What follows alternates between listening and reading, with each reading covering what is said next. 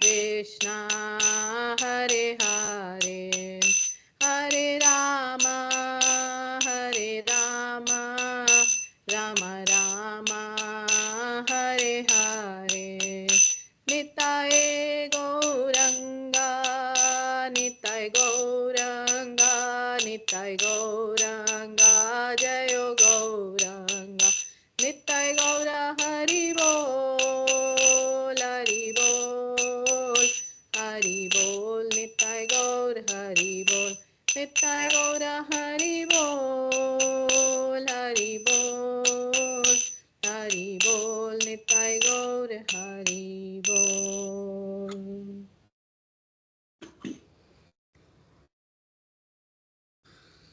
Hare Krishna, dear devotees. Thank you so much for joining. I hope you all had a wonderful Thanksgiving break. 4 days, where did it go? Right? Where did all the 4 days go? And I mean, today's discussion on Bhagavad Gita will make you realize how we hanker for happiness. Happiness comes and goes, and it's not in our control. We can't keep it with us.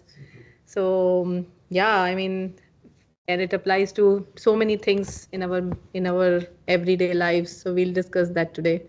But before we get into the discussion, let's chant the Mangalacharan prayers. Let me share my screen. We can recite together. So if you all can unmute, that will be nice. Om Ajnana ज्ञानान्मिरान्धस्य ज्ञानाञ्जनशलाकया चक्षुरिन्मिलितं येन तस्मै श्रीगुरवे नमः। श्रीचैतन्यमनोभीष्टं स्थापितं येन भूतले स्वयं रूपा कदा मह्यं मह्यं ददाति ददाति स्वपदान्तिकम्। वन्देऽहं देहं श्रीगुरो श्रीयुतापदकमलं श्रीयुतापदकमलं श्रीगुरून् श्रीगुरून् वैष्णवांश्च वैष्णवांश्च श्रीरूपं श्रीरूपं साग्रजातं साग्रजातं सहगणं सहगण रघुनाथान्वितं तं सजीवं साद्वैतं साद्वैतं सावधूतं सावधूतं परिजनं परिजनसहितं कृष्णचैतन्यदेव कृष्णचैतन्यदेवं श्रीराधा श्रीराधाय कृष्ण नापदान् सहगण ललिता श्रीशाखान्वितांश्च हे कृष्णा कृष्णा करुणा सिन्धो दीनबन्धो दीनबन्धो जगत्पते जगत्पते गोपेशा पेशा गोपिका कान्ता राधाकान्ता गोपिकान्ता नमोऽस्तु ते नमोऽस्तुते तप्त तप्त काञ्चन गौराङ्गी काञ्चनाङ्गे राधे राधे वृन्दावनीश्वरी वृन्दावनेश्वरी वृषभानुसुते वृषभानुसुते देवी देवी प्रणमामि प्रणमामि हरिप्रिये वाञ्छाकल्पतरुभ्यश्च वाञ्छाकल्पतरुभ्यश्च कृपा कृपा सिन्धुभ्य सिन्धु एव च पतितानां पतितानां पावनेभ्यो पावनेभ्यो वैष्णवेभ्यो वैष्णवेभ्यो नमो नमः। जय श्री कृष्ण चैतन्य कृष्णचैतन्य प्रभु प्रभु नित्यानन्द नित्यानन्दा श्री श्री अद्वैत अद्वैत गदाधारा श्रीवासादि वृंदा गौरभक्तवृन्दा हरे कृष्णा हरे हरे कृष्णा कृष्णा कृष्ण कृष्ण कृष्णा कृष्ण हरे हरे हरे हरे हरे राम राम राम राम हरे हरे हरे हरे कृष्णा हरे कृष्णा कृष्णा कृष्ण कृष्ण कृष्णा कृष्ण हरे हरे हरे हरे राम हरे राम राम राम हरे हरे हरे हरे कृष्ण हरे हरे कृष्णा कृष्ण कृष्ण कृष्ण कृष्णा हरे हरे हरे हरे राम हरे Ram Ram Hare Hare Hare Krishna.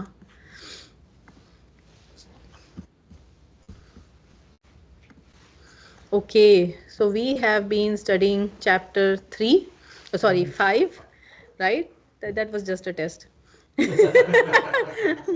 entitled Karma Yoga, because chapter 3 is also entitled Karma Yoga. But this is Karma Yoga, action in Krishna consciousness. So far we have covered 2 sections. Can anybody recap what are the 2 sections we covered?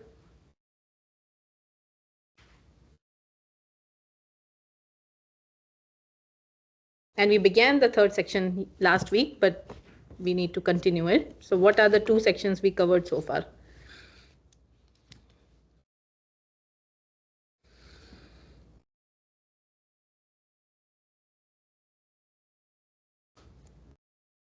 How does chapter 5 begin? What is Arjuna's doubt? Between chapter 3 and chapter 4, Arjuna questions again. You introduced both Karma Yoga and Gnana Yoga. Right. Which one is better? Right. For Right. me, Which one is for better? me is the, yeah. Right. Which one is better? So what is Krishna's response? Krishna's response is both ways are similar, but it is better to be do the action in Niskama Karma. Yes. Give me 1 second, Prabhuji. 1 second. I have a urgent phone call. I will come back.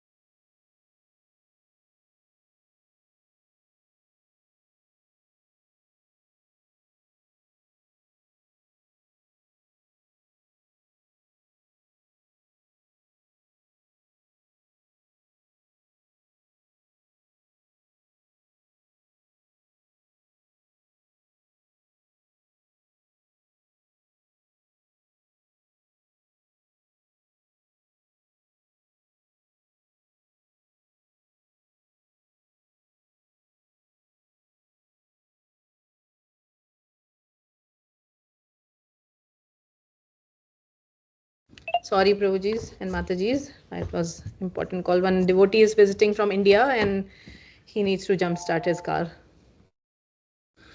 Okay. Yes, Punya Prabhu. Sorry about that. So you were dot on. You said that Arjuna is asking Krishna about which one is better for him, right? Nishkam Karma Yoga or Jnana Yoga. And then Krishna says both are equal, but one is easier, right? Why one is easier? So this was our first section where we are comparing the two and Krishna is telling one is easier. Why is one easier? Because what are we doing even if we leave the activities, the taste of it still remains. Yes. At any time we might break. Right, We might right. think of Because going back. yes, because renouncing just for the matter of renouncing is not easy. Right? We need to be engaged, but we need to be positively engaged. So when we engage ourselves positively, it's much easier than saying I'm not going to do this or this or this, right? So the main thing to remember here is that the biggest illusion is the illusion that we can renounce something, because nothing belongs to us. Because nothing belongs to us anyway, right? So that was first section. Then second section was talking about how we are not the doer, right? So we looked at how material nature, how there are different kinds of doers, not just us alone, right? That's why sometimes we may endeavor, but we may not get the result that we want, because we are, if everything was in our control, then the reciprocation or the reward should be in proportion to our effort, but that's not always the case. So that's not true, because we are not the only doer. And then we started this section 3, which was section 3 in chapter 5, which is about how we want to make spiritual life our goal. The goal of spiritual life is to make spiritual life our goal, right? That is what we, that is what we started this section with. So in this section now, Krishna is going to talk more about how this is more practical. Okay, it's very easy to say that the goal of spiritual life is to make spiritual life our goal, but how do we really practice it? What are the challenges that are going to come? How do we overcome these challenges? How do we keep progressing? So this is a very, very practical section. It gives us so many things to take away and start applying in our life. So it's very, very important for us to pay attention and see, oh, okay, yeah, this situation comes to me also so many times, and this is the remedy that Krishna is providing. So let's jump to text 17, because this is the beginning of this section. So here Krishna talks about the 4 faculties: tad buddhayas, tad atmanas, tad nishthas, tad parayana, gachanti apunar avritam, jnana nirdhuta kalmashaha. So what are the four faculties? Tad buddhya, right? Intelligence.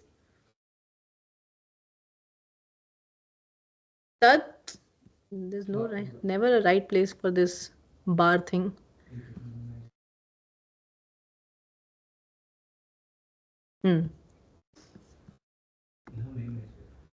This, yeah. Tad buddhya, intelligence, right? Tad atmanaha, mind. Tad nishtha, faith. Tad parayana, who have taken shelter. So these are the 4 faculties, right? Krishna says that when one's intelligent, faculty 1, mind, 2, faith, and refuge, 4, are all fixed in the Supreme, then one becomes fully cleansed of misgivings, through complete knowledge, and thus proceeds straight on the path of liberation. But then, how do we get there? To fix the mind, intelligence, faith, and take full refuge on the Supreme is not easy. Right? We have been practicing for so many days, and I mean, even if we are not practicing, we have to put in some effort, and we see how just coming regularly to class can sometimes be challenging, right? But even with that, is our mind, intelligence, faith, refuge all fixed on Supreme? No, hardly. Maybe not. So if this much effort is not enough, then what does it really take to become what Krishna is asking us to do?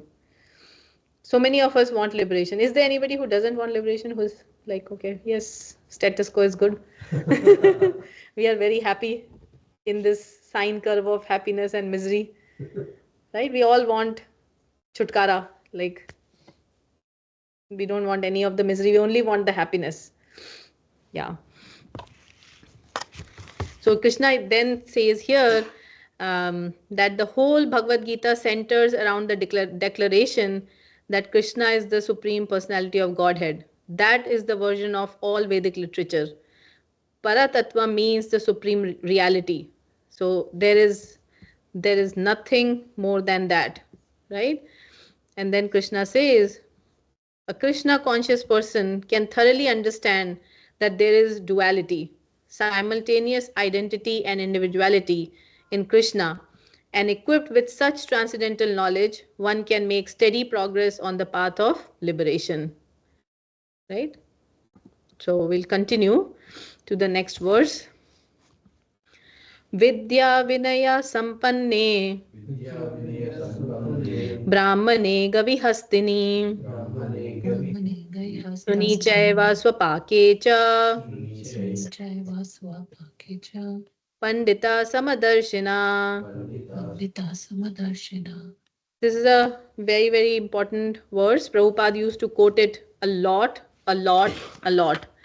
And here, basically, let's look at the translation. It says, the humble sages, by virtue of true knowledge, see with equal vision a learned and gentle Brahmana, a cow, an elephant, a dog, and a dog eater or an outcast.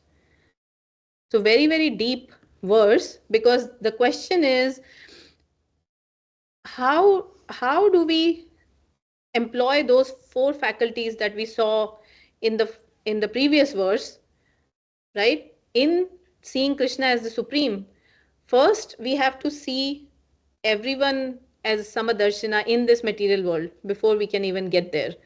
Now, what does Samadarshina really mean? Samadarshina, here, this is the word, who see with equal vision. What does this really mean? Right. So we do not differentiate, right? So does it mean that you see a cow, you embrace it. You see a lion, you embrace it. It embraces us. It embraces us, right? So I am like Samadarshina. Okay, I will see a cow and I will embrace it. But tomorrow I see a lion and I will embrace it also. What does equal vision really mean? So equal vision doesn't mean equal reciprocation. Sometimes we confuse those two words. When we see something equally doesn't mean we also deal with it equally.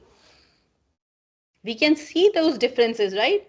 We know that we can brace a cow, but we can't brace a lion. So what do we see equally there? We don't judge them based on their nature. We just see them extension of Krishna. Yes, we can see them as extension of Krishna, right? We are all, Krishna says, Aham Bij Pradapita. I am the seed giving father for everyone. So we can see everyone as an extension of Krishna, because if you remember last to last class, we said that one of the ways to love Krishna is to love Krishna, to love Krishna's devotees, to love whom Krishna loves, which means everyone, right? Because Krishna loves everyone. So from the teeny tiniest ant all the way to a big elephant or a sumo wrestler, Krishna loves everyone. So we can see with equal vision means we can see everyone as an extension of Krishna. We can see that everyone has a soul, right? Everyone is a living entity. So there's so many ways to see everyone with equal vision, but doesn't mean that we reciprocate with everyone in the same way, because different people have different swabhav, and based on their swabhav, we need to reciprocate with them. But doesn't mean that, I mean, let's say tomorrow you have a child and they need to be disciplined. It doesn't mean you don't discipline them, right? When right action is required, we have to take the right action. But then being attached and then chastising or disciplining a child is very different than just disciplining them because they need to be disciplined. So, one question. Yes, bro. See, here when we say Samadarshina, we understand that, okay, based on Swabhav, we need to reciprocate. If it is animal, different way. If it is co-human, different way. In the human itself, let's say we have a friend, we reciprocate in a different way. Let's say we have an enemy who is coming to kill us, Yeah. for example, like happening in Bangladesh, right? Yeah. How do we be Samadarshina in these two cases, with enemy who is a killer, Yeah. and the person who is a friend? The friend side, that is fine, we are comfortable, but how do we do this with the enemy who is ready Yeah. to kill us? Very good question, Prabhu. So my understanding in this is that there is a difference, or there is a fine line between tolerating and being humble. Right? So sometimes in the name of being humble, we tolerate way too much. Right? So in your example, well, who knows, we may call them an enemy, right? But every situation is presented to us to bring us closer to Krishna, or to help us understand something. Right. It's like, okay, we are practitioner. We are not like Prahlada, Perfect. right? Yes. To see Yes. lion and Yes. enemy as in the same level. So how we should react in that situation then?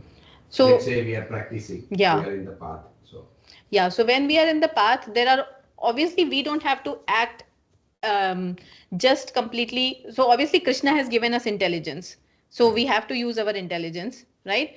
Sometimes whenever intelligence is not able to assist us, there are a couple of things we can do, right? Level one is we use our intelligence, we understand the situation based on what we know, facts, not emotions, right? Many a times we get emotional about things, but we forget what the facts are behind that situation. So we evaluate the situation based on facts, not emotion. We make sure that we respond, not react, which means that we have thought about it, we know what we are doing, we are in control of our actions. Number two, and we have used our intelligence to discriminate what is going on, right? Many times we become fanatics. That's wrong.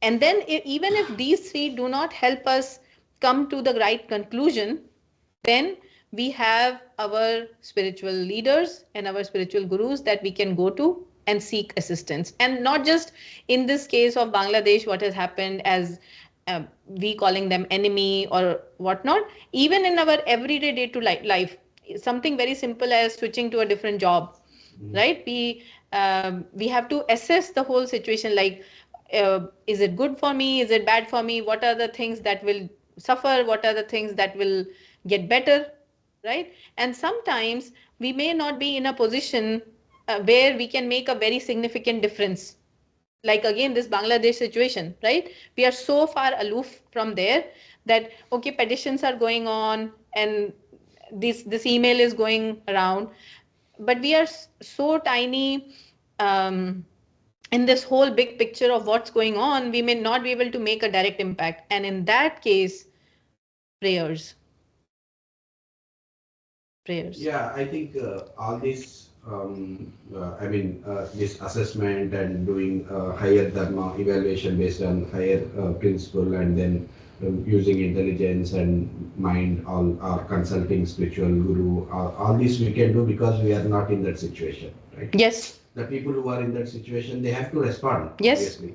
Yeah. So, and because they are being impacted directly. So, in that situation, what best they should do? Or only bhakti, or start fighting like Arjuna? No, both. I mean, both. It's not one or the other, right? Because what did Arjuna did not give up bhakti when he was fighting, Right. and he did not give up fighting when he was doing bhakti. So it's not you don't. It's not that we pick one or the other.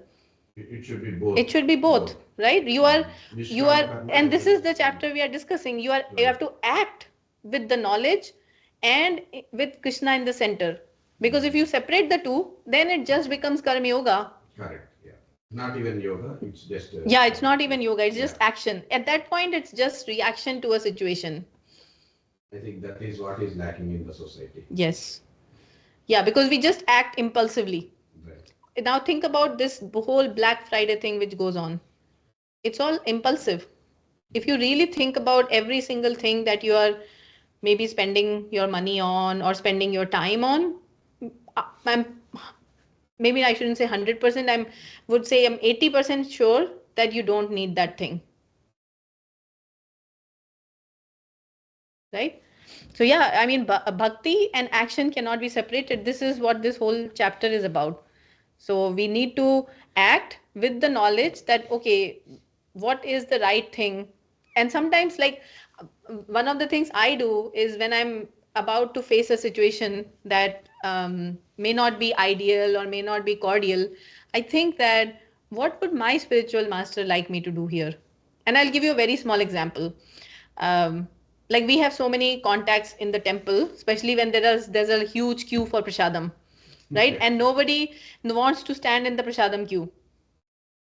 Nobody. And the most impatient are our own devotees who are common in the temple. The other newcomers will be nicely standing, waiting for their turn, but our own regular people are the most impatient. And many a time, so we went to London one time, and I've done it, and so it's not that I'm very pure and I've never done something like this, so I can speak to it. I have done it. So we went to London once, and London was celebrating its 50th anniversary of opening that year when we were there on that day, and the queue was like an circling through like the whole campus, probably 1.5 hour wait time, and it was like sunny, like there was no shade, so you are like constantly in the sun for 1.5 hours. And imagine, again, it reminded me that the nature of the soul is to be active. When you are made to stand in the queue with not doing anything, you get so irritated. With empty stomach. With empty stomach. Yeah. Yes. That's what we also did. Right. So I was talking to one person there, and she was also standing in the queue with me, and she was the local there. And I was like, you are also standing in the queue, like you will have contacts, why don't you go and get your plate? And she said, no, but what will my spiritual master think if he comes here now and sees that we are cutting the line like this in front of all the other newcomers? And I was like, that's so profound. Right? Small thing, very, very small thing. But what if, like, Krishna is always watching? What will he say? Oh, this person, what are they trying to exhibit? Like, outside they are wearing sari, dhoti, kurta, but look at basic etiquette is missing. So after that, I never did that. Like, I'll stand in the queue. So sometimes you learn very small things and you're like, this is, and so now sometimes even for very small decisions, I'm like, what will my spiritual master thinks if he sees me doing this?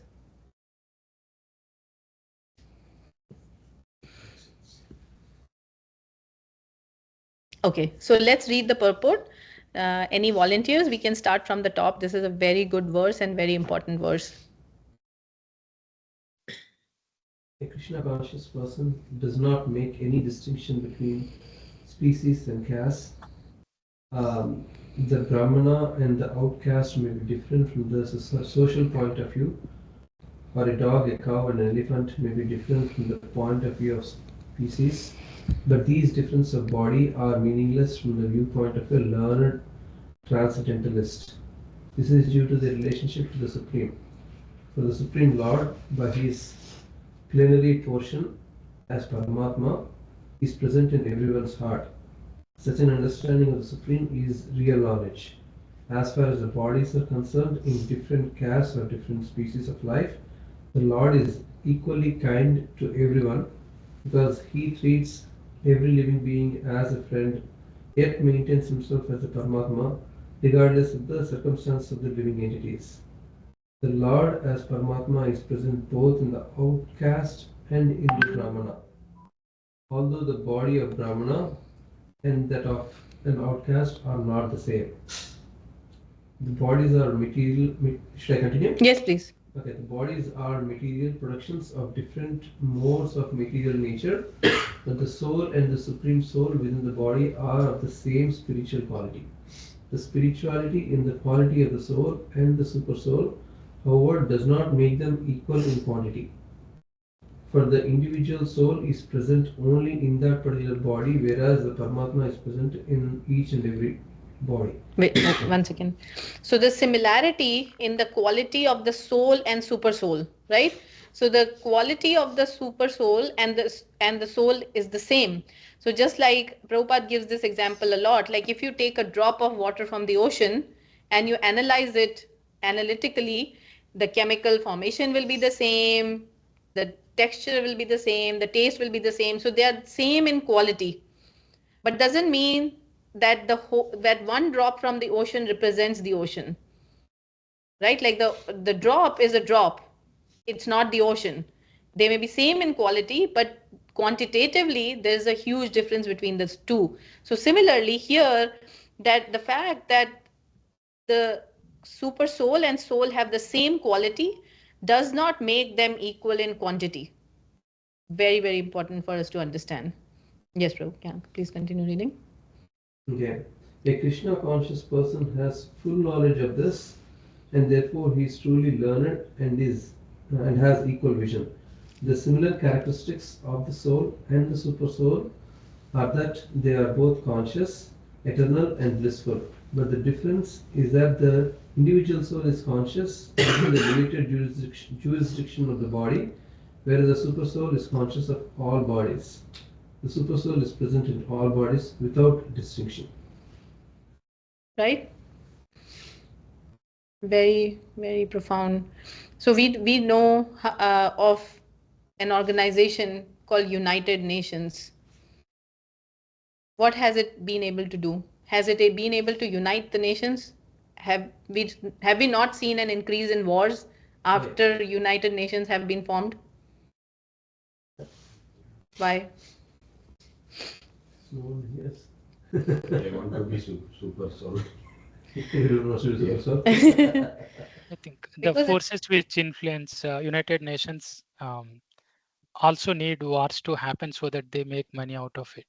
yeah, because it's there is always personal agenda and propaganda behind these religious, I mean not religious, behind these organizations which seemingly have this vision to unite, but actually there's mostly more so hidden agenda, right? So in fact, like in one of the purports, Prabhupada said that a real United Nations will be when everybody practices not even Krishna consciousness as such. Prabhupada says spirituality together.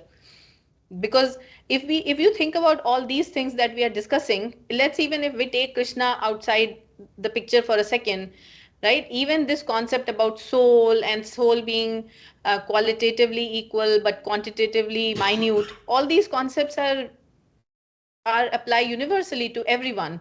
The fact that we are talking about having an equal vision for everyone is very universal. We don't even need Krishna in this picture for a second. If let's say somebody doesn't believe in Krishna, if we just take these concepts, they still all universally apply. So United Nations is nothing. It's just a term which is actually doing the reverse of what it's supposed to do.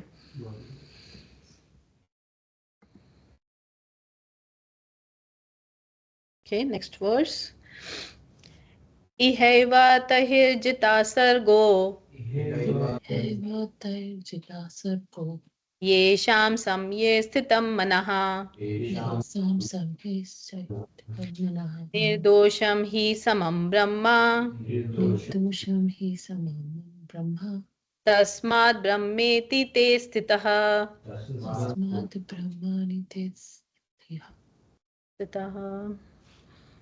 Shruti Mataji, please read the translation. Those whose minds are established in sameness and equanimity have already conquered the conditions of birth and death.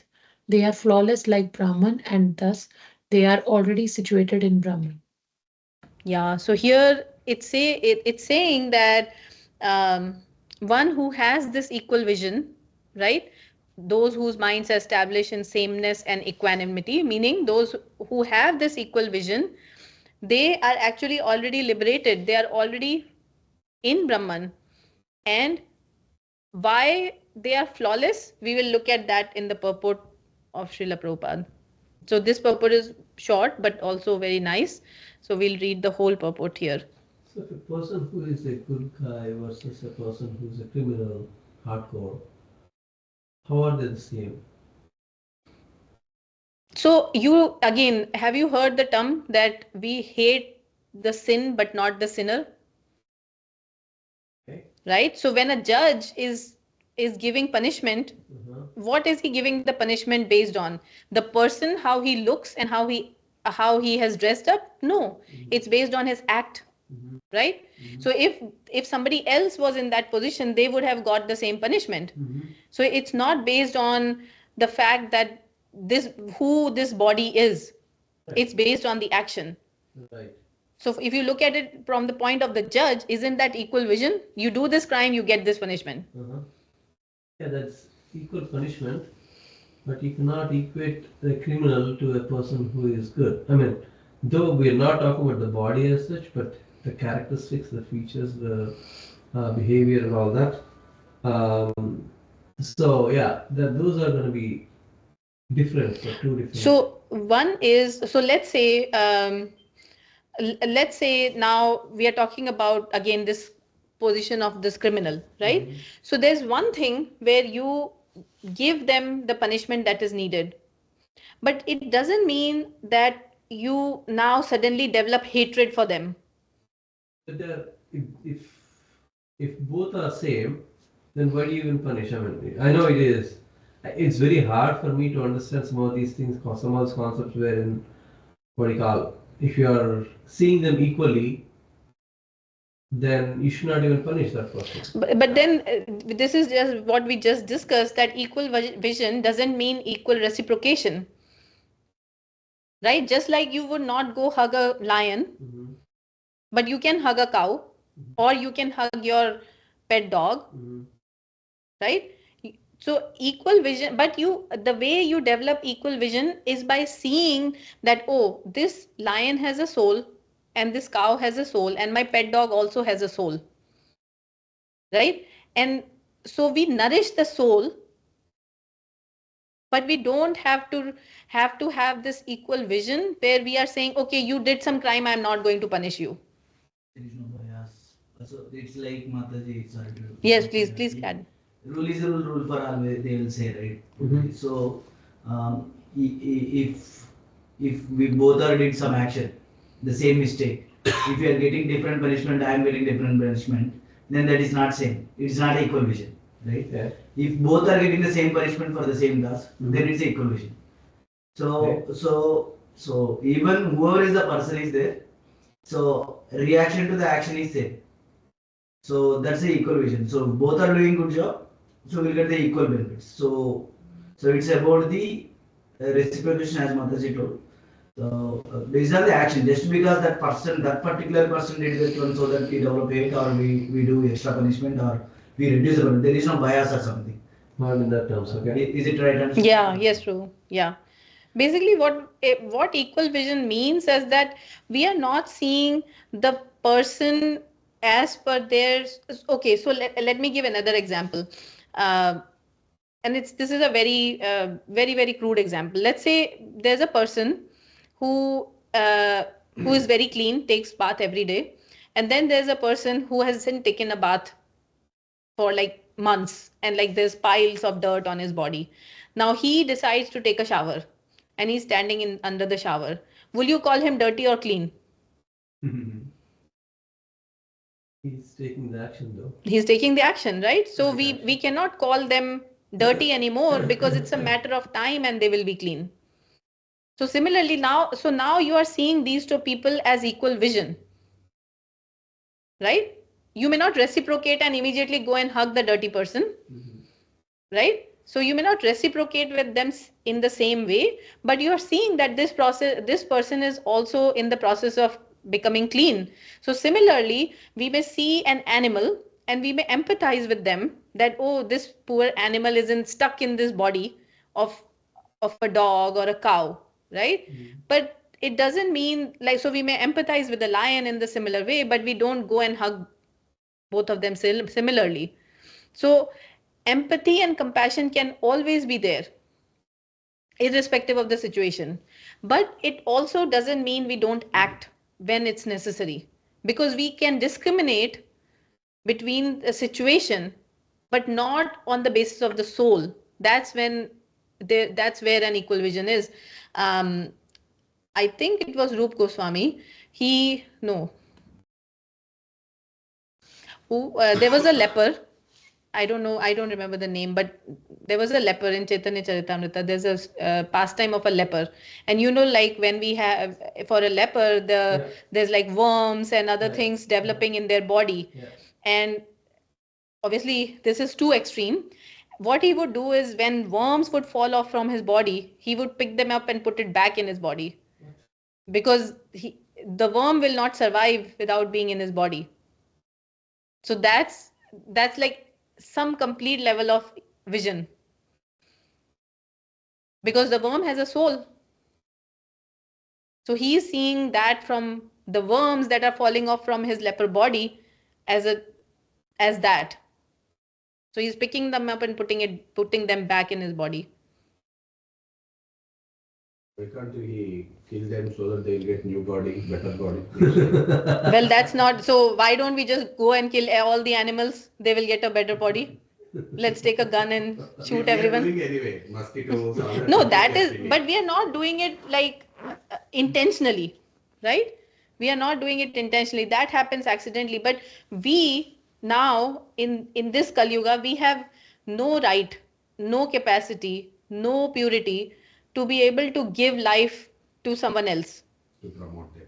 to promote them.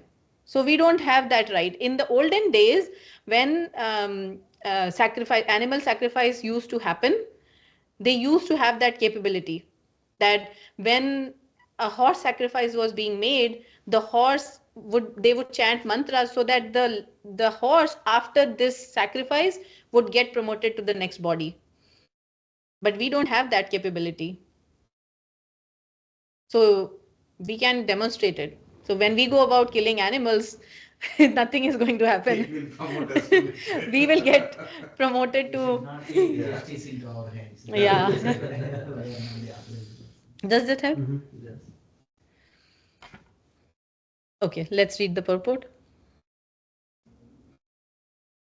Shiva Prabhu, maybe you can read. Equanimity of mind, as mentioned above, is a sign of self-realization. One second, Prabhu. Pragya Mataji, you have a question? I have Or you want to question, read? Maharaj. I have question.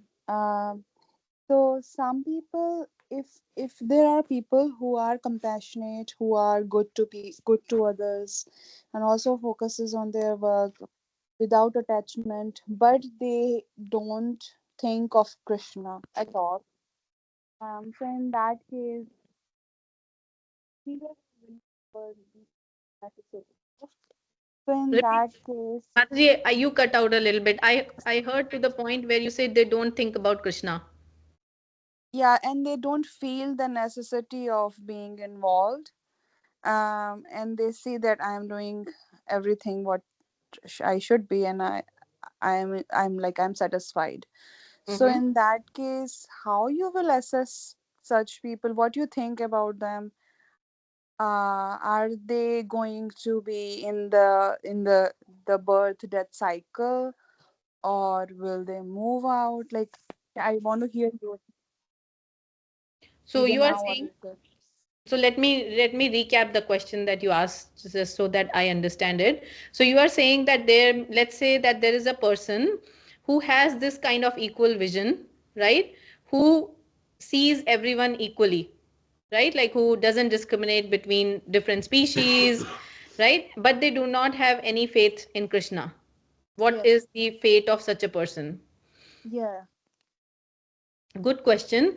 So again, I think this is a little bit hypothetical. So I will also try to answer it hypothetically. I think that such kind of behavior or such kind of equal vision is hard to sustain for a very long time without any connection to at least understanding that everybody is a soul. At least they have to understand that much. If they do not understand that much, it's very hard to sustain, in my opinion, for a very long period of time. It can be done for a short period of time where you can demonstrate it. But now imagine, and maybe I'll take Sridhar, your this thing as an example where you rescued the dog because it really touched me. So Sridhar Prabhu heard a news that in our community one dog is lost, and everybody was just sending a message that yes, I saw this dog here, there, but nobody was doing anything. And Sridhar Prabhu and his wife went out on their car and they rescued that dog. And the dog was very scared. It didn't want to come close to anyone, but they did it. And they kept the dog in their home for, I don't know, is he still there? He's still there with them. 6 months. Oh. So they tried to find their owner, the dog's owner, or tried to see if anybody would adopt. Nobody came forward, right? So they still have that dog. So now this is kind of Hi. an example of equal vision, right? He doesn't discriminate between my dog and that other dog, stray dog on the street who is lost. But now, can you go about doing it for all the dogs around the world? Capacity matters. Right, it's very hard to do that. We cannot scale. But can you be compassionate, at least mentally, to all the dogs in the world who are suffering, to all the souls who are suffering?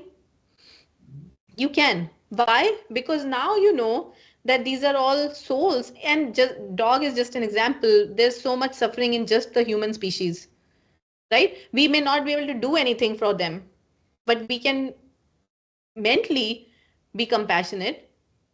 We can mentally, again, like Shiva Prabhu's example, we can pray, right, that the suffering in the world be removed. We can do all those things, and this is possible when we can see that more higher connection. When we are only at that material level, then we can only do action, but our action will be limited to my area of freedom, right? Probably if Sridhar Prabhu heard of a dog in Seattle, he could go and keep doing this, but it's only to a certain extent, right? Pragya Mataji, does that help? Yeah, yeah. So you are saying that those people can fall easily Yeah, it's because they hard. don't have anchor. They might not have anchor to Yes, hold on to. yeah. And it's hard to sustain it, in my opinion, because of our own limited capabilities. But when Okay. we go beyond the body, when we go beyond the body and we start thinking about more at the soul level, we can see, I mean, sometimes it's hard for us to believe in the power of prayers, but we have seen magic happen with prayers. So they do work. So if prayers work, then that opens a whole new realm of being compassionate to different living entities, right? Because we may not be able to do something physically, but we can pray. And a sincere prayer does work. We have, I mean, Prabhu might have examples. I have examples from the temple where prayers have worked. I'll talk to you. Thank you, Mataji. Yes. Okay, let's read the purport. Equanimity of mind, as mentioned above, is the sign of self-realization. Those who have actually attained to such a stage should be considered to have conquered material conditions, specifically birth and death. As long as one identifies with this body, he is considered a conditioned soul. But as soon as he is elevated to the stage of equanimity through realization of self, he is liberated from conditioned life. In other words, he is no longer subject to take birth in material world, but can enter into spiritual sky after his death. The Lord is flawless because he is without attraction or hatred. Similarly, when a living entity is without attraction or hatred, he also becomes flawless and eligible to enter into the spiritual sky. Such persons are to be considered already liberated, and their symptoms are described below. Yeah. So this stage of equanimity doesn't just apply to others. Like we have been thinking up until now, we have been thinking about being equally visioned towards different kinds of species, different kinds of bodies, right? But it also applies to us internally, like, right? Being equipoised when we are going through good times and bad times. It also applies there. So here in this verse, they are talking more about the fact that and we'll discuss this a little bit more in the next verses. The main key takeaway point here is that eventually we come to realize that things in the material world cannot make us happy. They can make us happy temporarily, but then soon thereafter there is lamentation, either because that happiness has ended or because that happiness was not to the level that we expected, right? So there can be many reasons, but mostly after happiness there is either misery or lamentation. So when we begin to realize that our happiness cannot be permanent, and we begin to realize that we are transcendental to this happiness, because we saw in the previous purport that we are same in quality to the super soul, right? And what is super soul? It's supposed to be Satchid Ananda, eternal knowledge, in knowledge and blissful. So if we are supposed to be the same in quality as the super soul, which is supposed to be always blissful, there's something wrong, because we are not always blissful. So why are we not always blissful? Because we identify with the body and in the material surroundings that we are in, and we try to gain happiness from all these different things which are around us. So we have this desire, oh, I want a car like that person, I want a house like that person, and then this thing like that person, or that thing like that person, and then we start working towards it. Sometimes we get it, it makes us happy, but then many times we don't get it. And then so now the torment of not getting something builds up, and then we continuously stay in this state of being miserable until we get something, but then that something gets taken away or finishes or ends, and then the period of lamentation begins again, or a new desire pops up, and then it's a cycle of constant repetition. So when we start realizing that things in this material world cannot give us ultimate happiness, I am beyond this, then we start to look more inward, and that's where this concept of flawlessness sets in. The Lord is flawless because he is without attraction or hatred. So we need to, it's not that we can easily get to this state, but we have to, and that's why we have sadhana. That's why we practice some regulative principles to be able to get to this point where when there is high attraction or when there is high hatred for something, we are able to keep ourselves equipoised and see things with equal vision. And then we start to internalize that this material world will not be my place for eternal happiness. So what do we do next? Right? What do we do next? Now that we maybe know this, what do we do next? So the next set of verses are going to be both, are said to be a set of verses which are both descriptive and prescriptive. So they will describe what it is and they will prescribe what to do. So very, very nice set of verses.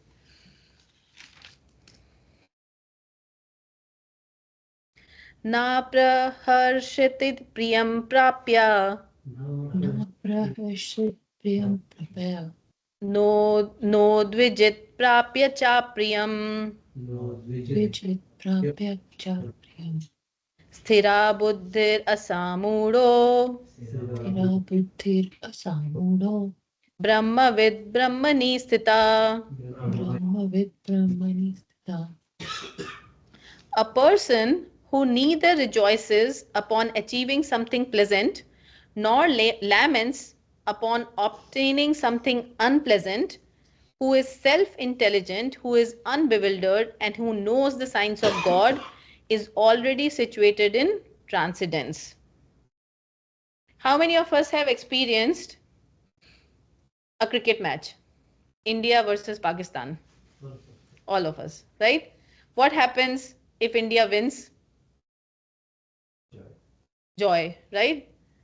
What happens if India loses?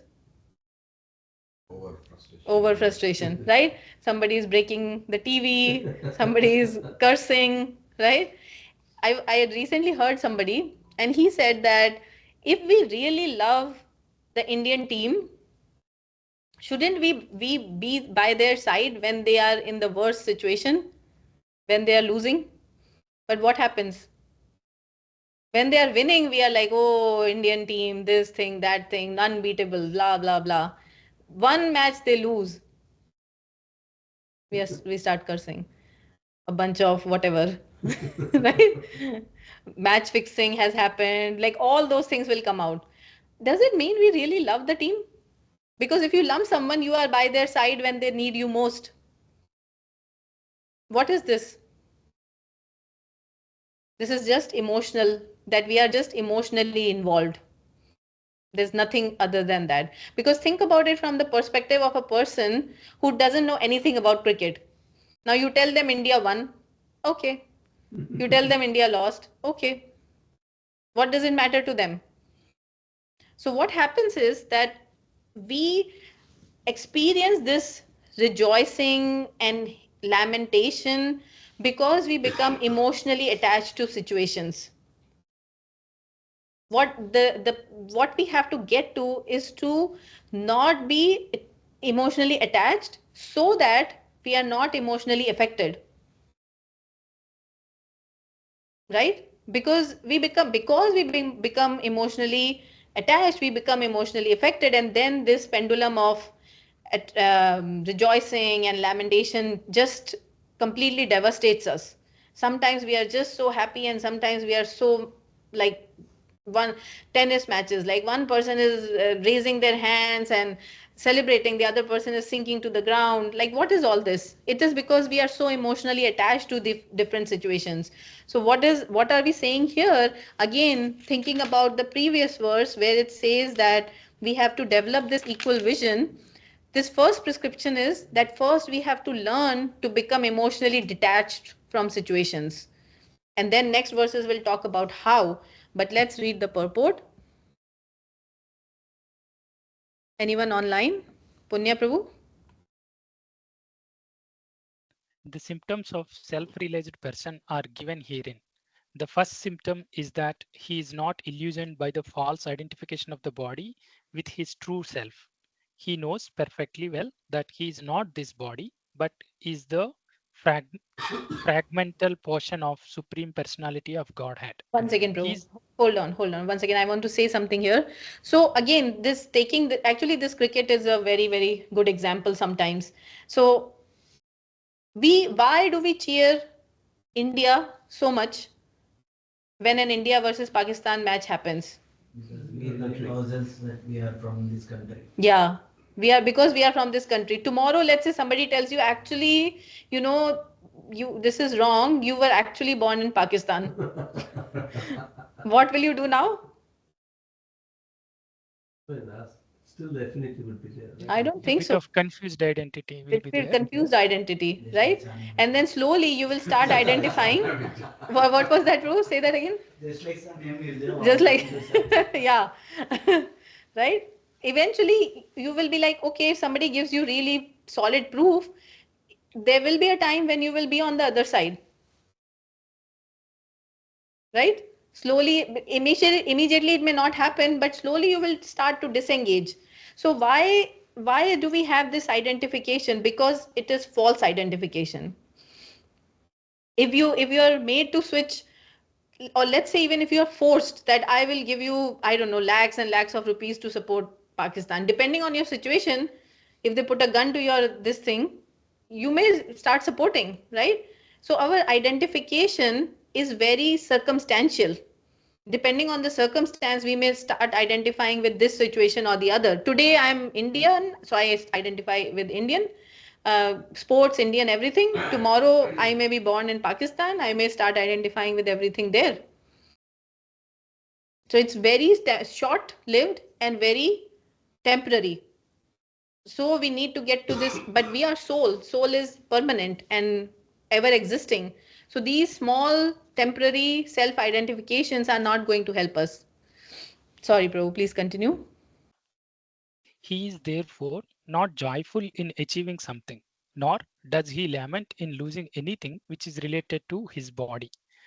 This steadiness of mind is called sthira buddhi or self-intelligence. He is therefore never bewildered by mistaking the gross body for the soul, nor does he accept the body as permanent and disregard the existence of the soul. This knowledge elevates him to the station of knowing the complete science of the absolute truth, namely Brahman, Paramatma, and Bhagavan. He thus knows his constitutional position perfectly well without falsely trying to become one with the Supreme in all respects. This is called Brahman realization or self-realization. Such steady consciousness is called Krishna consciousness. Yes. So one other term used here, which sometimes may be confusing, is absolute truth can be realized in 3 stages: Brahman, Paramatma, and Bhagwan. Some of us may know this analogy, but for those of us who don't know, Prabhupada explains in Srimad Bhagavatam that let's say you want to understand the sun. Now there are different ways in which you can understand the sun. One is you take the sun rays which are coming and you see a reflection, right? In the first one is you just say that, oh, when the sun rays penetrate through my window, I see these bright small illuminating things through the window, and this is sun. Is it wrong? It is partially true, right? The sun rays are a symptom of the sun, and it's true. Now let's say the next thing you do is, okay, you take a bowl and get the sun to reflect in your bowl of water, and then you study that, and you're like, oh, the sun is a yellow round disc-like thing which emanates these kinds of rays, and it looks like this. Is this understanding correct? Partially. Now the third level is, you say, okay, I want to really understand the sun, so I'll build this device which can go on the sun, and I can land on the sun, and I can measure the temperature of the sun, I can see what particles are there, what kind of living creatures are on the sun. Now what will that understanding be? True study, right? That will be a more complete understanding. So with those analogy, those three are sun rays, Brahman, the study of the sun as a reflection of the sun, Paramatma, and then Bhagavan is the sun disk itself. So none of them is wrong, but it's just that the Bhagavan study of the absolute truth is most complete. So many people we would have heard say we want to merge in the Brahman, right? So it's not wrong, but it's the lowest form of understanding the Supreme. Because Brahman is actually just the bodily effulgence of the Lord. So because like in the spiritual world, do we have electricity? No. How do the planets light up? With the light emanating from the every being. From the body of the Lord. The light that emanates from the body of the Lord illuminates all the planets in the spiritual world. And that light is Brahman. So you can understand Lord through the light emanating from the body of the Lord. And it's to a certain extent true that the light that is coming from the body is a representation of the Lord. But that's not fully complete because there's more to it. It's not just that. Then you can say, okay, Paramatma, many people who do different types of yoga, Ashtanga yoga, other types of yoga will see that, oh, this thumb size Lord inside me, who is the overseer, is Paramatma. This is a representation of Vishnu. And then they stop there. But even that is not complete. When you really get to know Bhagavan as he is describing himself, that is the full complete understanding. And that gives you the highest realization, because you can also now develop relationship, not just superficially understand. Make sense?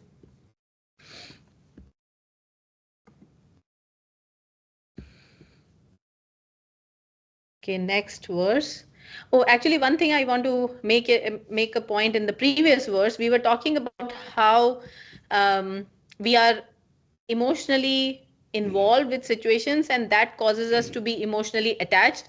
Now, we are understanding from this verse that we don't have to do that, right? We have to try to get away from that. So is it that this can happen immediately? It takes time, right? So we are going to now discuss in the next verses how we can control these urges of being emotionally attached to things, and how we can apply this slowly so that we get better. I think verse is also Second chapter. Matras Parshastu. Yeah. But here it is more practical. It is also. Yeah, there it was just like a mention, right? Bahaya sparsheva asaktatma indati atmani yat sukham sa brahma yoga yuktatma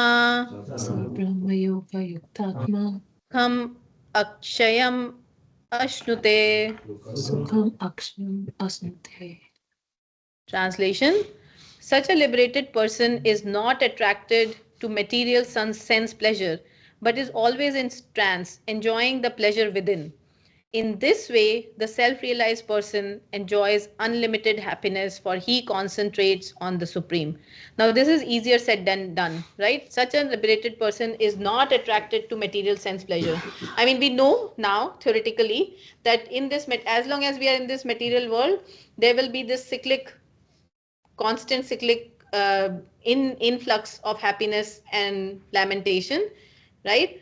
So this verse is now talking about how do we become detached again. But even though this verse is saying that we don't need to, we can become detached by not being attracted to the material sense pleasure, but it's not easy. So in fact, each of these 4 lines of this verse points to one thing that we need to progressively do to be able to get to the point where we are no longer attached to the material sense attractions. The first one is detach from external stimuli. Bhaya sparsheva asaktatma. What does it say? In external sense pleasure, one who is not attached. So first is to detach ourselves from this external stimuli. This itself is hard, right? Then so we will cover how to do it. Then the next one is to seek happiness within, because when you start seeing that externally things are not able to make you happy, then you start to delve more inside. Okay, if external things cannot make me happy, then what can make me happy? What gives me happiness? So that's when you start to delve a little bit more inside. And then Sa Brahma Yoga Yuktatma. Then what happens is, let's read. So he, by concentration, is in Brahman, becomes self-connected. So now you try to look inside. Now you first try to make a connection with the Supreme. Then what happens?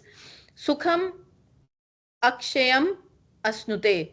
Happiness unlimited enjoys. Right? Then that person begins to enjoy unlimited happiness. But again, this is not easy. So we will discuss. Let's read from here. Let's read from here.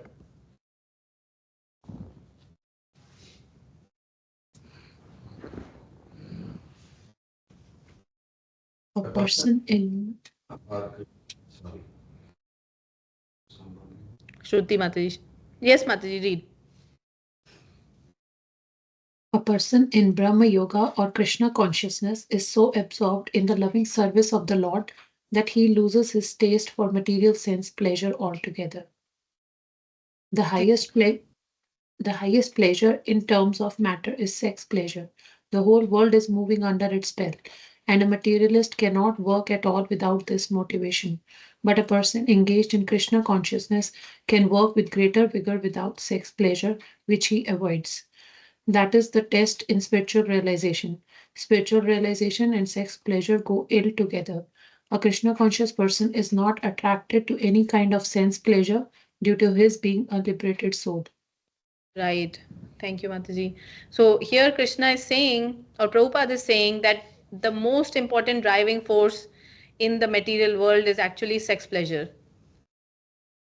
What is the reason we get married? What is the reason we have kids? The whole world is moving because of this one desire.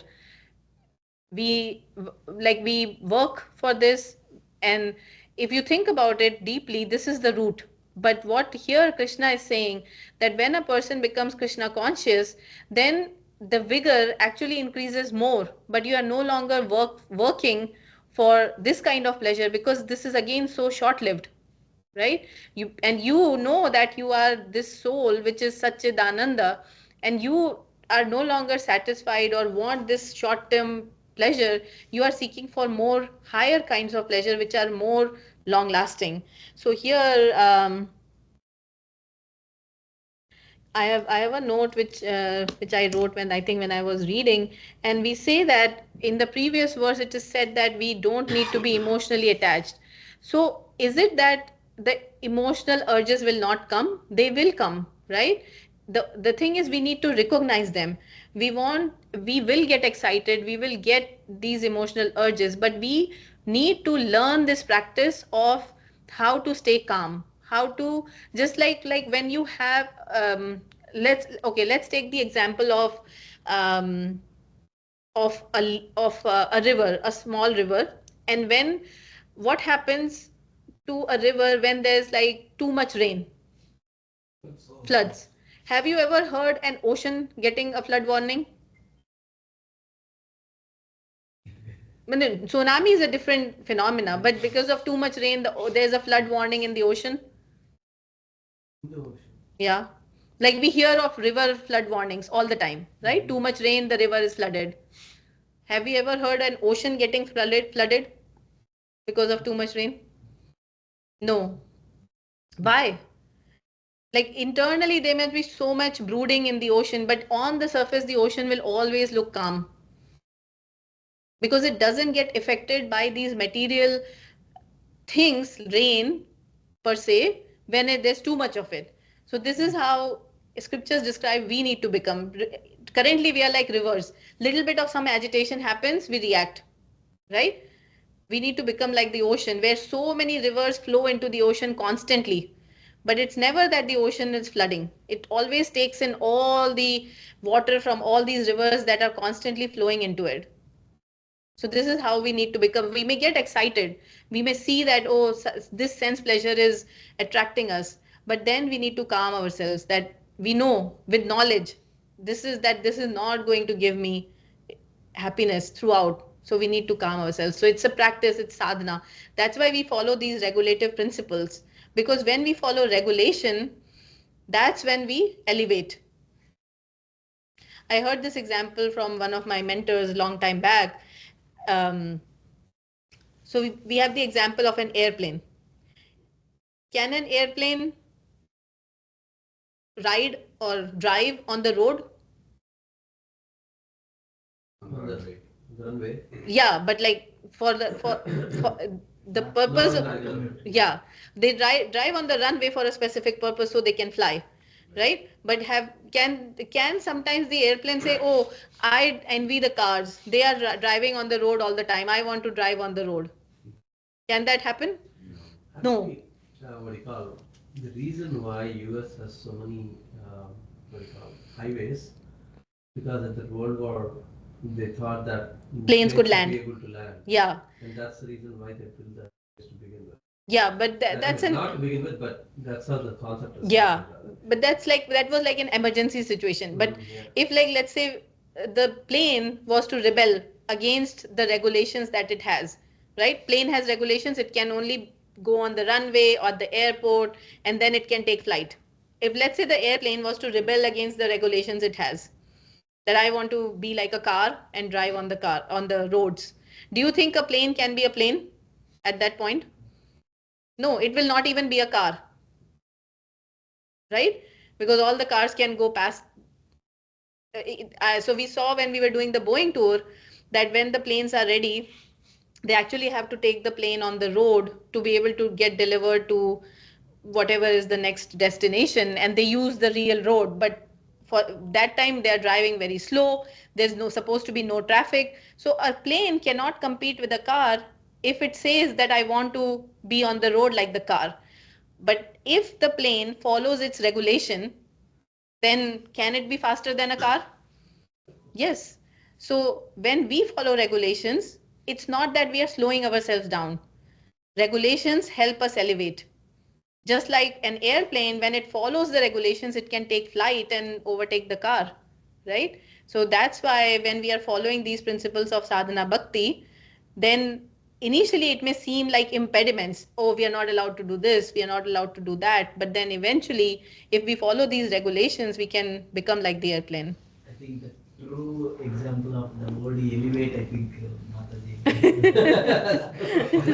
Being regulate, you will elevate. Right? Yes. Nice. Thank you, bro. I think related to this, I think there is one another relevant verse in the second chapter as well, right? Like, if you are keep on satisfying the your desires, it will never end up. Yeah, it's an So incessant itch. Like a number of rivers are flowing into the ocean. Yeah. So the similar. Yes. So now it is giving the practical scenario that we should regulate. Yes. Then, so now if we just unwind the whole thing, it's like if you regulate, then you will be able to stay calm in attachments and aversions. If you are able to stay calm in attachments and aversions, then you will develop detachment. When you develop detachment, then you can be liberated. When you become liberated, so it's like now unwinding the whole thing that we have been studying so far. And it's now going to go deeper into the fact that, okay, my emotions cannot always be checked. I accept them, I stay calm, but then what do I do next? So we are going to now go into that. So it's like very, very methodical if you look at it. ये ही संस्पर्श्यश्च भोगा स्पर्शज भोगा दुःखायोनयत एव ते दुःखायोन्य एव ते आदि अंतवंत कौन्तेय आदि अंतवन्त कौन्तेय न तेषु रमते बुधा. न तेषु रमते बुधा. An intelligent person does not take part in the sources of misery, which are due to the contact with the material senses. O son of Kunti, such pleasures have a beginning and an end, and so the wise man does not delight in them. One really important verse or word that is used is yonayaha. Yonaya. What does yona mean? Womb. Womb, right? Yona means womb. That is yoni, right? Yeah, it's coming from that. That's the root word, yoni.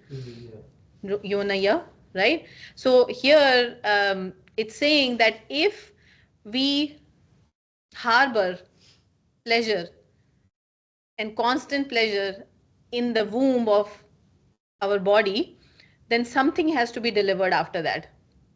And that thing which is delivered after constantly harboring happiness or this desire to be happy, it's mostly misery.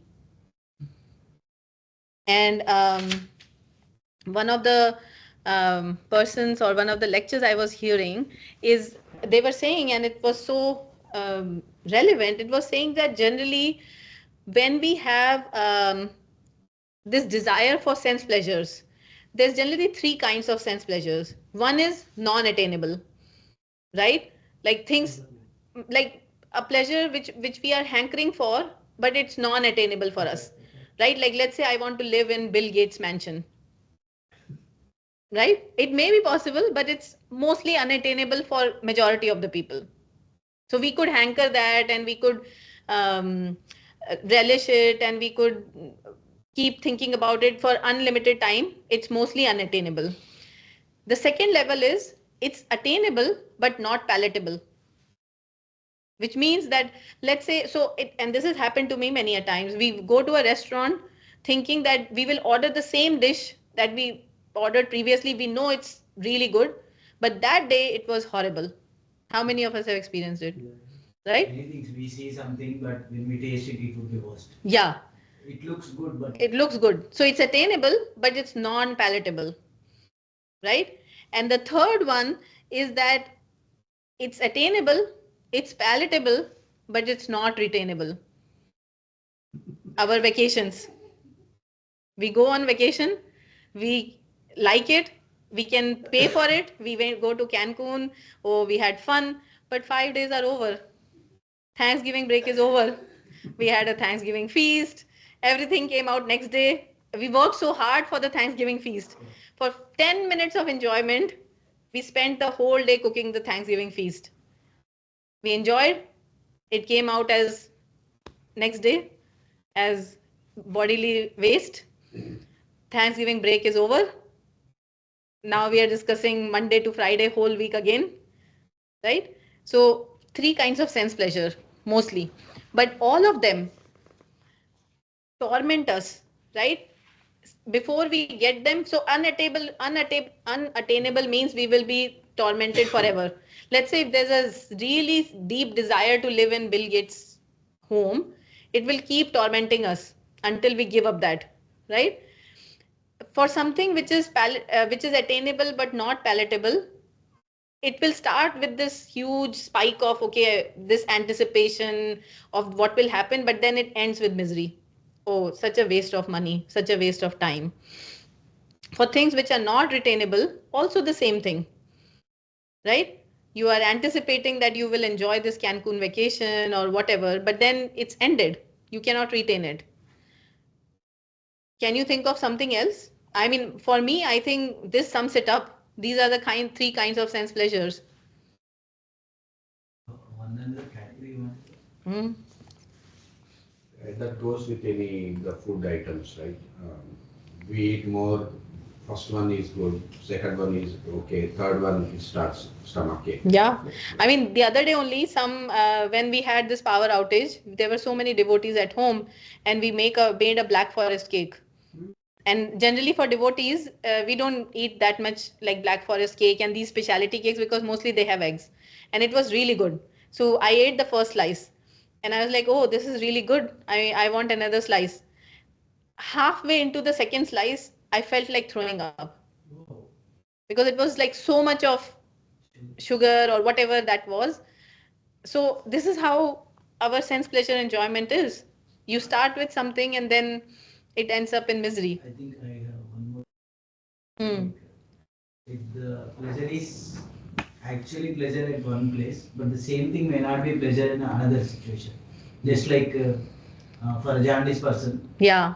sugarcane juice will be like. So that falls into the non-palatable category, right? Because you think that this is going to be enjoyable, but it's not palatable. You'll want to throw it Yeah, but it's the same thing, the same person, but time because of the time. because of the time. Yeah. It changes. Changes. Same thing, same person likes it, but in another situation They hate it. They hate it. Yeah.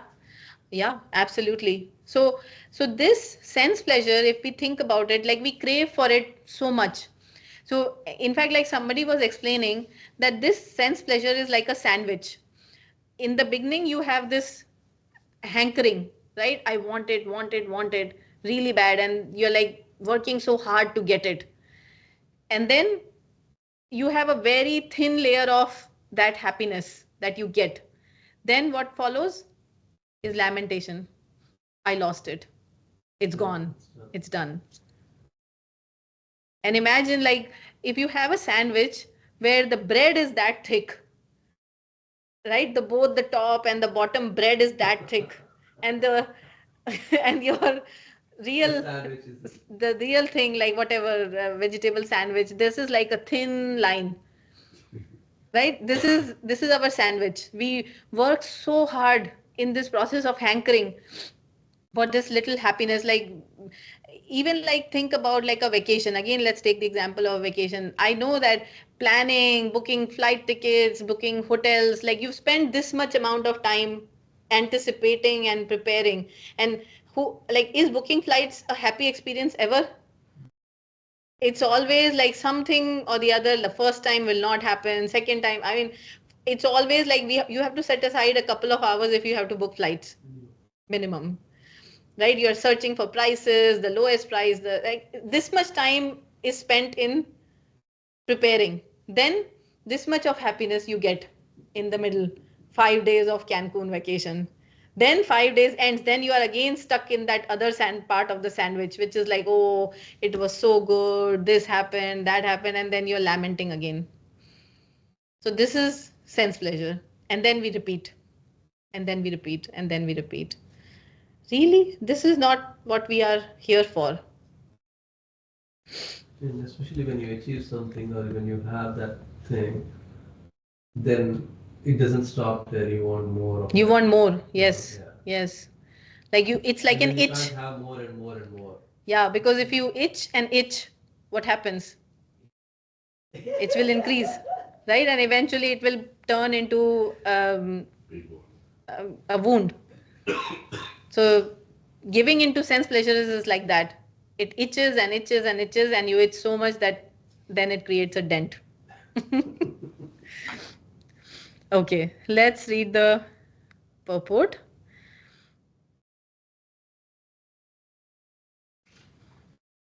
Somebody online?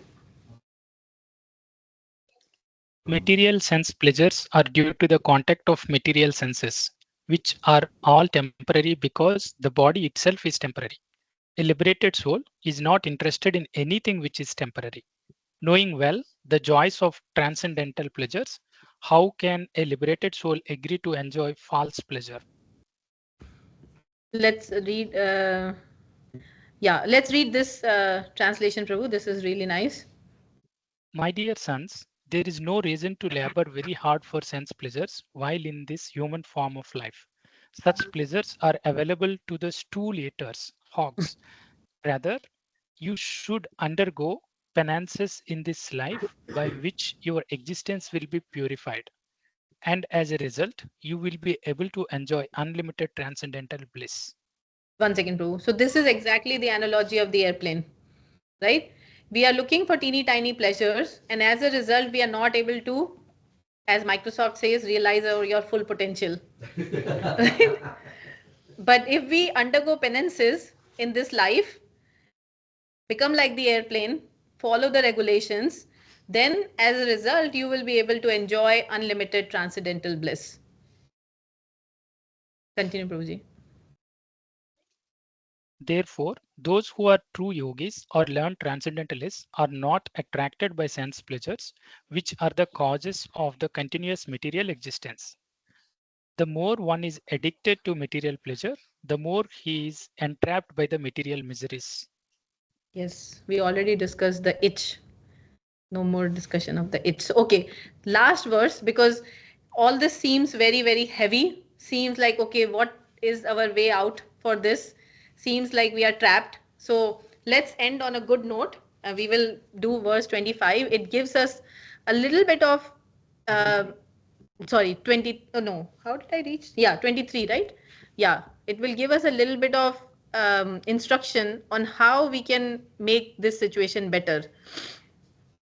शक्नोति have यशोधम् प्राक्शरीरविमोक्षसनात् कामक्रोधोत् भवां वेगाम् स युक्त स सुखी नरः. Yeah, so translation, before giving up this present body, if one is able to tolerate the urges of the material senses and check the force of desire and anger, he is well situated and happy in this world. So what's the remedy? Tolerate. Tolerate. Will this, yes, Prabhu? Yeah, what's the remedy? Check the force of desire. Yeah. Well, checking the force of desire may sometimes be hard, but we can tolerate. We have tolerated. I mean, we have an annoying boss, right? We have a annoying relative. So toleration is inbuilt in us. So is toleration a weakness? No. Toleration is actually a strength because it can help us check these forces of desire and anger, in addition to all the advantages that toleration has when we have an annoying material circumstance. So toleration is a good thing. Krishna tells Arjuna to tolerate and fight, right? Even in second chapter, Krishna says that we have to tolerate these dualities. So what's the remedy? In fact, like toleration or to tolerate is a wall between between happiness, but between temptations and transgression, right? So we have a temptation, we give in. We have another temptation, we give in. We have another temptation, we give in. How do we stop this? By building this wall of toleration. We have a temptation, we tolerate it. And so like this car which is coming at full speed hits this wall of toleration, and hopefully many a times it will pass through. But eventually, as we keep building this wall and making it stronger, there will be a point when we will not give in. Slowly. So Krishna says, slowly by practice and by renunciation is how you can overcome these material desires. So, I mean, it seems very hard. It seems like today's class was like wow, what are we stuck in? It seems like a swamp which we cannot get out of because we are in this material world, but there's hope. So this can seem like, oh, this is like such a bad situation to be in, but it is also hope giving that if we follow the right practices, if we follow the right path, if we follow the right process, we can elevate ourselves from these situations. And should we just blindly follow? No, Krishna says develop the knowledge first. Because when you hear, then you realize, yes, I am in this situation. Yes, this is what I have faced yesterday, day before yesterday. So when we develop this knowledge, then looking inward and trying to find happiness inwards and trying to give up happiness outward, they don't need to be two disconnected exercises. It's not that from today I will stop all the pursuit for external happiness and just look inward. No, that is very hard. Both of them have to happen together. I stop some of the outside and start to look a little bit inward through this knowledge that this is how the material world operates. Because otherwise, this is very hard. And then we know that tolerance is our strength. That will help us. So every time, I mean, there may be 100 times where we give in, but we know that, oh, we could have tolerated. Maybe 5 minutes we could have tolerated. Every minute that we tolerate the urge before giving in, it's a victory.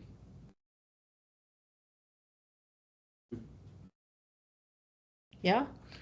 So, sorry. Yes, Prabhu, yes. So all that we are saying is, in the previous text also, we were saying Nayam Deho Deha Bhaja Uspaloke from Srimad Bhagavatam 5.5. Yeah. So all that we are saying is, it is still nothing wrong in doing, in taking more strain and getting wealth and then get comforts and then get married, produce children, whatever, and then again give wealth for them. There is nothing wrong there, but it shouldn't be like too much intensified. That's what we are saying. Yes, over endeavor. It is still needed. Yeah. Because we are in the material body and Yeah. we need certain things Yeah. to. Unless we want to become a brahmachari and lead a brahmachari life. Even brahmachari also needs some comfort, right? Yes. Because he still have body. Yeah. I mean, I was talking more at the level of like procreation, because there are so many souls that are waiting to take birth. So if Right. everybody in the world says we will become brahmachari, then what will happen to those souls that are waiting to take birth? Mhm. Right? So there's a reason why we have these 4 ashrams. So Grihast ashram is very important actually. But overindulgence is what is bad. So sex pleasure for this sex for the for procreation is needed. But overindulging, whether it's sex or whether it's your job or whether it's this other thing, whether it's trying to get into Bill Gates' mansion, overindulgence is bad. And we need, and there's a very fine line between endeavor and over endeavor, right? From when we can easily go from endeavoring to over endeavoring, and that's where we need to know our limits. Like, okay, this is, I think I'm doing too much.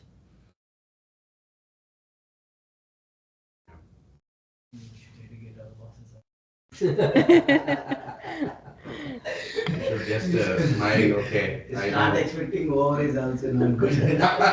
Yes, yeah, like too much work, too much of anything, too much eating, too much sleeping, too much working, too much of everything is bad.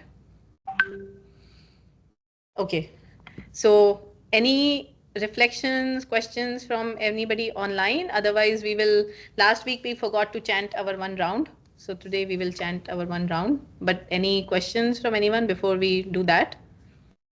Yesterday, one of the Mataji,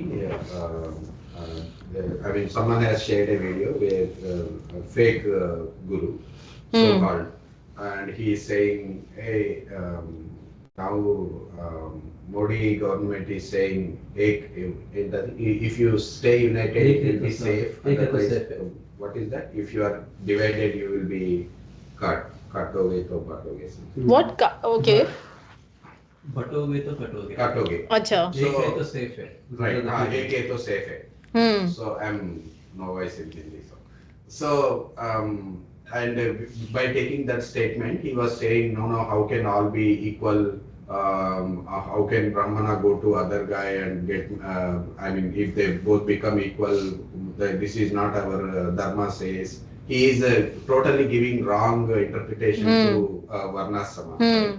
So with that, someone shared, and she was saying, see, this kind of people we have in the society. Then I told that that's our fault. We are not validating them before following. So they are fake, clearly. And I gave them this text, this Samadarshinaha text. We see everyone equal. This is what our scripture says. So you have to follow authentic this thing. Then she was quoting some other purport. And then you see women are not treated equally.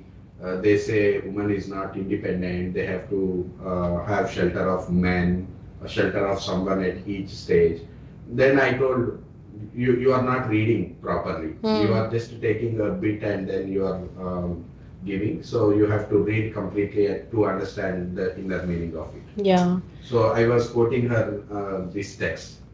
So yeah, I mean that's one of the reflection. Yeah. No, thank you for sharing. Thank you for sharing. But I mean, in this now Kali Yuga, actually, if you think about it, there's no real Varnashram anymore. Everybody is a Shudra. Of course, yeah. So Varnashram again, new. 4 + 4. Yeah, Varnashram. So Varna and Ashram, right? Varna is basically the 4 orders of the society. Brahmana, Kshatriya, Vaishya, and Shudra. Right. And then Ashrama is Brahmacharya, Grihasth, Vanaprastha, and Sannyas. Okay. Right? So a Brahmana also goes through those 4. Kshatriya will also go through those 4. Okay. Right? But there's no really Varna anymore, because in the olden days, the definition of a Varna, like a true Brahman, is that person who will give you the scriptures boldly, without any fear of will I get paid or will I get beaten up if I say the truth. Kshatriya is a person who is going to protect. But now Shudra is a person who will do any kind of work to get paid. So we don't see any more true Brahmanas, Kshatriyas, Vaishyas anymore. Everybody is, if you are working for Microsoft, we are all Shudras. Because we are working under someone. Brahmanas and Kshatriyas never worked under someone. That's why, like, Brahmanas used to be counsel to kings. And Vidura could say whatever is right to Dhritarashtra. He had that power. Do you think anybody today can give that kind of advice to any of the ministers? No, we are all getting paid. So there's actually truly no Brahmana anymore. Everybody is a Shudra. All the Mataji, Yes, Prabhuji. I just wanted to add that we may not be even qualify for Sudras because we are Varna Sankara and we are maybe like not even Sudras, even lower. Yeah, it's all khichdi right now, because we may be, by our psychophysical nature, we may be a Brahmana, but we may be acting in some Kshatriya position because of how we are working, right? Or because, like some people by nature are really good teachers. Those are persons who are qualified to be Brahmana because it comes naturally to them. But they are not teachers. They are working in IT. So it's all khichdi right now. So like Punya Prabhu was saying, if you look at it from a very, very high level perspective, everybody is a Shudra, because nobody has this freedom to say what is really right and what is really wrong. You are all working under someone, actually a Malecha, right? So yeah, so that's one point. Like whatever they are saying, katoge, maroge, whatever, doesn't make any sense because it really doesn't exist anymore. And then what was the second point you were saying, bro? About that lady, then, women. There is a wrong interpretation of that. Yeah.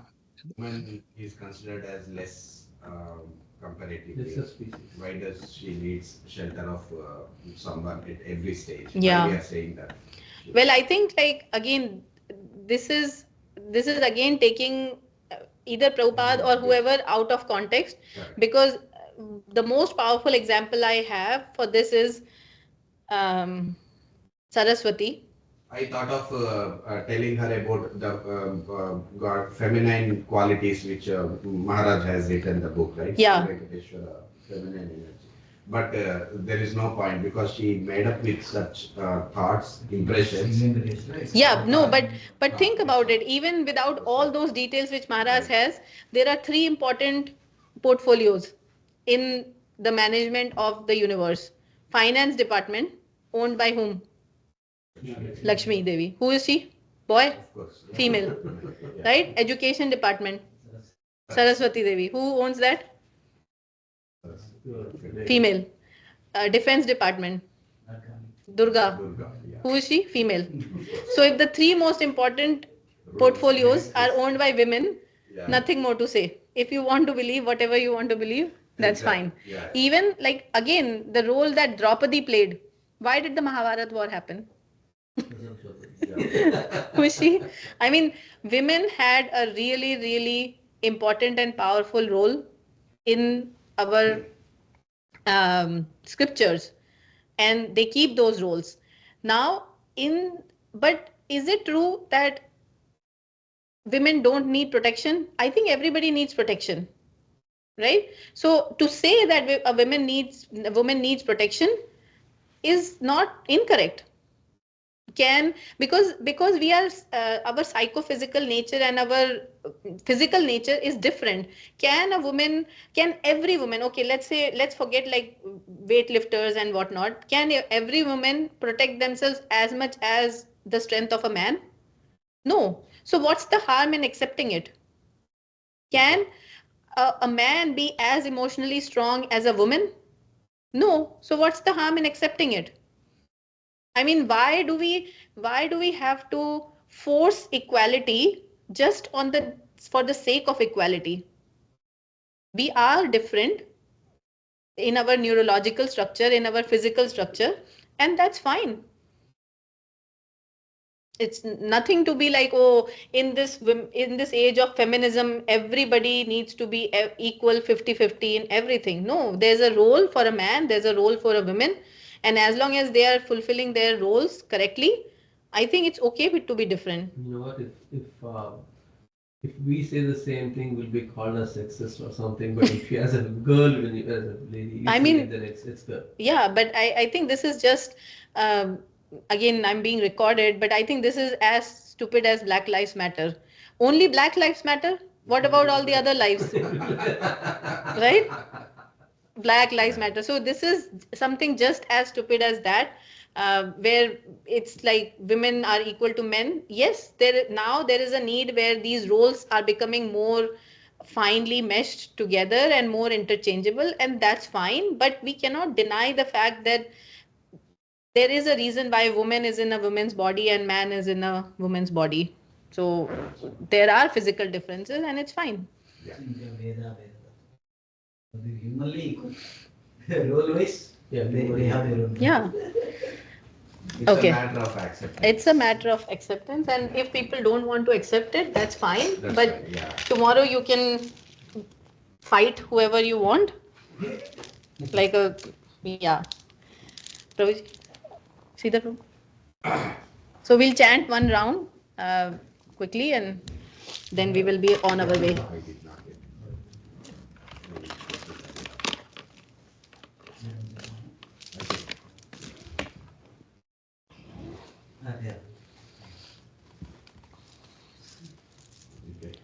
जय श्री कृष्ण चैतन्य प्रभु नित्यानंद श्री अद्वैत गदाधर श्रीवासादि गौर भक्त वृंदा हरे कृष्ण कृष्ण कृष्ण हरे हरे हरे राम राम राम हरे हरे हरे कृष्ण कृष्ण कृष्ण हरे हरे हरे राम राम राम हरे हरे हरे कृष्ण कृष्ण कृष्ण हरे राम राम राम हरे हरे हरे कृष्ण कृष्ण कृष्ण हरे हरे राम राम हरे हरे हरे कृष्ण कृष्ण कृष्ण हरे Ram Ram Hare Hare Hare Krishna Krishna Krishna Hare Hare Ram Ram Ram Hare Hare.